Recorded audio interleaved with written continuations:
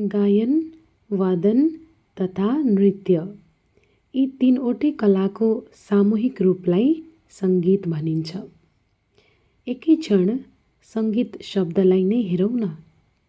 सङ्गीत शब्दबाट अगाडिको सँगलाई हटाउँदा गीत बन्छ। त्यस्तै सङ्गीत शब्दबाट बीचको गीलाई हटाउँदा सन्त बन्छ। अर्थात् सन्त भनेको पवित्र आत्मा जसले निरन्तर साधना गर्नुहुन्छ। यसले साधनालाई केन्द्रित गर्छ।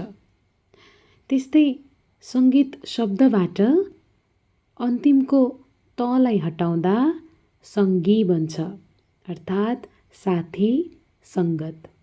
हेर्नुहोस् त, जताबाट हेरे पनि, जसरी हेरे पनि सङ्गीतमा गीतको, साधनाको अनि सङ्गतको विशेष महत्त्व हुन्छ। जय सङ्गीत।